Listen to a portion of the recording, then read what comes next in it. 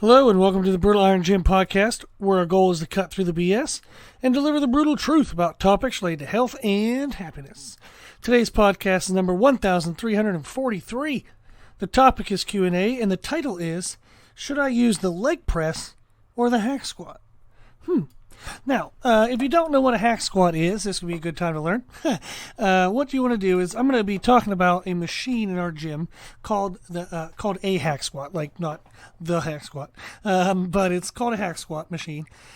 We have a brand called Nebula, Nebula. So you can pause the podcast and do a quick YouTube search or Google search for Nebula hack squat. YouTube would probably be better that we can see somebody actually moving it. It is what we call a linear hack squat, not a pivot hack squat. And then also some companies like Life Fitness, what they call a hack squat isn't what I'm talking about, so that's helpful to know. But a Nebula hack squat, and then a newer company, because Nebula's out of business, a newer company that makes a linear model is Arsenal. Arsenal, I don't know if they go by Arsenal Strength, but Arsenal, Arsenal. They have a hack squat, similar design and everything. So a hack squat machine, I'm going to talk through this here in a second and give you kind of what its mechanical difference kind of is from a leg press. But in a sense, kind of what's happening here is I was training my wife, Meredith, at our gym, and we were using a hack squat. And as her and I were working out, as we usually do, I just kind of chit-chat back and forth. We sometimes just talk about life, or I'll talk about what I'm having her do in our workout. Now, Meredith has competed before in women's physique, and she's won shows. She's coached CrossFit. She's definitely not a newbie in any way whatsoever to lifting weights. She's been doing this, I think, since she was 16 years old, so she's been doing it for 20 years. She's been lifting weights for 20 years. But I'm kind of helping her with some different issues, and I do just have more general kind of experience since this is my career and this is what I do all day. So I'm kind of helping her through some things. Now, what we're doing is that it was kind of neat, is the premise of why today's podcast came up was the member emailed me afterwards. So after their workout and after I was done with Meredith and Meredith's workout, I saw an email from the member, and they asked basically, they were listening to what I was telling Meredith, and they asked, which machine should they use? Now, I love it, number one, because they didn't interrupt me in my workout with Meredith, and I know that is so selfish, oh gosh, but it's just, it's nice to have just the time to enjoy the gym with my wife. So thank you very much to the member for letting us have that time together. And then but thank you for asking afterwards, so that way you get good information and hopefully have a chance to help you. So I appreciate how you went through that. So thank you very much. Now, a little background about why Meredith and I are using the hack squat. So again, please go watch like a YouTube video so it'll make more sense. But when we started dating, we'd work out, and I noticed that like her mechanics were little off from what I would consider like normal, quote unquote, and she had told me that she didn't like her muscular shape. Now, which was crazy to me because I think she's gorgeous, and she has won shows before, but she showed me that she didn't like the shape of her upper glutes, most notably. Her upper glutes were more developed than her lower glutes, so she didn't really have like a bottom shelf to her glutes, like where it like popped out from her thighs, kind of like the booty pop thing. And I was showing her, like, okay, well, the trainers you worked with in the past and things you did in the past, did you ever try this exercise or this exercise? And she's like, no. So I started trying to show her different things that were supposed to target the lower glutes compared to the upper glutes.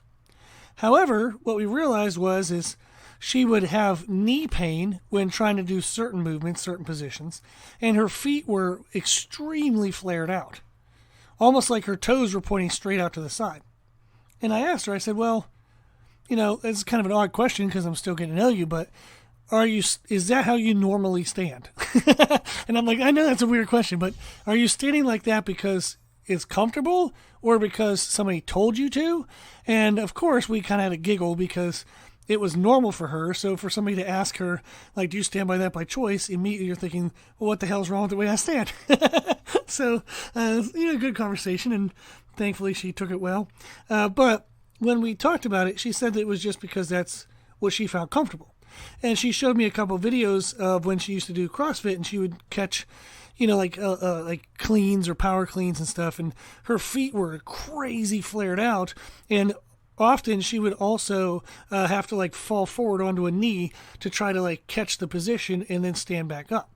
So she was very, very, very hinged forward at the hips. Her torso was almost flat to the ground, trying to catch like a freaking bar in the front of her shoulders. So like imagine front squatting when your upper body's parallel to the ground. Just ain't gonna work, right? Not at all. So when I was looking through her mechanics, like of how she moved, I was like, oh man, we got some work to do here. And what I found out was she had a dance background. She had danced for 20 some years. She started when she was very, very young. And in dance, they have to do what she referred to as hip turnout. So in ballet dance and all these other dances, their toes are supposed to point directly to the side. So if you're standing up and say you're looking at me and I'm talking to you and we're looking face to face, the toes will be pointing completely to the side rather than at you. That's odd in any other context than ballet, but that's how she was taught to stand, and that's how she developed her body to stand over 20 some years. So for her to try to rotate her feet forward felt very unnatural, and trying to do any loaded movements with her feet rotated forward caused a lot of knee pinching. So it's like, oh man, we got some work to do here. With her toes flared out, there was no way whatsoever that she wouldn't activate her upper glutes in anything she tried to do. And part of the reason why was because she could never have her shins angle forward to alleviate and kind of take some of the weight load stress into her knees. Everything had to come from her hip hinge. So everything she did resulted in her like being hinged over all the time. And that absolutely activates and relies upon the upper glutes. So we went through a lot of steps. It took a couple years. I've known Meredith now for 3 years. And we started this in after maybe 5 or 6 months of getting to know each other. So I started working on her for that. I did a lot of massage therapy on her calves. I actually have a massage table I will take with me to different places, and I have it at home right now. So I would use the massage table, and I would work on her calves at night a couple times a week. Her calves were insanely tight. All she ever did in ballet was walk around her toes. She wore high heels to work. For her to have her feet just flat on the ground felt like kind of the end of her kind of ankle flexion. She was just living in extension. So I had to do an insane amount of muscle therapy, easily the most amount of massage therapy I've had to do on a singular muscle of any client I've ever worked with, including all my injury rehab clients, corrective exercise clients, where they might have been in, some kind of major wreck or something and had, injuries of different kinds. So it was a very extensive muscular kind of adaptation to that position that we had to correct. Then, as the ankles were able to move, as the calves were able to release the kind of their positioning, we also started working on hip positioning recognition and neutral position strengthening. A lot to unpack there, but I'm going to go quickly. Is basically hip positioning recognition is, if you ever heard of a hip airplane, and this would be another thing, you can pause the podcast and search hip airplane exercise on YouTube, and you'll see that essentially what it does is you stand on one leg and you rotate and kind of work through internal external rotation of the hip. There's about 4 million variations of that type of movement. So we would go through all of those and try to see that where she felt most comfortable was at kind of full external rotation, and I wanted her to learn how much internal rotation was actually available to her. So once we kind of found that there's actually all of this range of motion that she wasn't using, we wanted to strengthen and help kind of neutralize a neutral position where there was equal amount of internal versus external rotation, and she could find kind of her position within that, but everywhere within that range of motion felt strong and stable to her. We also had to work on hip positioning in regards to like posterior, like anterior kind of tilts, and we had to find neutral position there. So there's a lot of just awareness of hips, a lot of opening up of muscle tissues that were prohibiting full use of the range of motion. Then we got into loaded hip hinge movements to help, once we could identify the correct positioning of the hips, we wanted to work on the lower glutes compared to the upper glutes. So we started doing hinging movements where we had neutralized the hip positioning, and that helped to incorporate more lower glute paired with the upper glute. Then we went into knee-loaded movements to help balance the muscular development that had happened over the years of her knees. So all of the muscles that connected to her knees had strengthened themselves in a position of full, like, kind of turnout. We had to now strengthen those tissues where everything was linear and straight, kind of the way we'd want it to be in our squat. That gets me, finally, to why we are now using the hack squat machine. So there's a lot to unpack, and I do this all the time, so it's very normal to me. I do this all the time for corrective exercise therapy clients, even like somebody who wants to get on stage, but they want to do like bodybuilding, kind of women's physique, men's physique, classic physique, all those things. If they want to have a balanced musculature in their physique, which they do need, they often have to kind of correct movement patterning issues. So we do this all the time. But in Meredith's training, we're now using the hack squat. The benefits of the hack squat is that it positions the torso perpendicular to the angle of the feet. This would be like if she was standing on the ground and squatting with her torso straight up and down. Now, compared to the leg press, which has the torso more at a 45-degree angle to the angle of the feet, which mimics kind of more so the starting position of a conventional deadlift. So that's a very significant difference. There's about 4 million other differences, but that's one significant difference between the hack squat and the leg press. The hack squat mimics a straight up and down torso position, whereas the leg press mimics a 45-degree angle torso position. So those are very different positions. If I was doing a high bar uprighted squat, that's a very different positioning than a conventional deadlift. Therefore, it creates a very different muscular involvement, right? So since Meredith's mechanics, due to her hip turnout and tight calves, forced her lower back and upper glutes to be dominant in her previous positions and previous movements, her knees were never able to travel forward much when she did squats and cleans and other lower body movements. That resulted in her knees being very weak comparatively to her lower back and upper glutes, which caused the pinching pain in the knees and improper movement mechanics. So, what we're trying to do at the hack squat is we're getting her in a position in which the lower back and upper glutes cannot take over. So the hack squat reduces low back and upper glute involvement, which exposes her knees, which is what we want, so they can be strengthened. So, for example, she can back squat 250 pounds, but she is extremely nervous and doesn't feel very strong squatting just a single 45-pound plate on her hack squat machine. That's a huge imbalance, by the way, in strength. Huge imbalance. So it indicates that there's something about the hack squat machine that exposes weaknesses that are not exposed in her back squat. So the more we work the hack squat, the stronger the knees will be. And then when we pair that back with whatever strength there is in the lower back and glutes, it'll allow her back squat to be much stronger and much safer, but it'll also allow for all of her lower body movement mechanics to better utilize the lower glutes. So now, for the rest of her life, every single lower body repetition that she does will work her lower glutes better than her upper glutes. Perfect. Now compare that to some of the CrossFitters I've worked with, some of the Olympic lifters I've worked with, who are used to very uprighted squatting positions like high bar and front squats. They have really strong knees, but compared to the strength of their knees, they have comparatively weak lower back and glutes. This is why a lot of my female CrossFit clients complain about not having a butt, so they don't have any glutes. So for clients that can do uprighted positions, they would probably crush the hack squat, therefore it wouldn't be useful because it doesn't expose anything.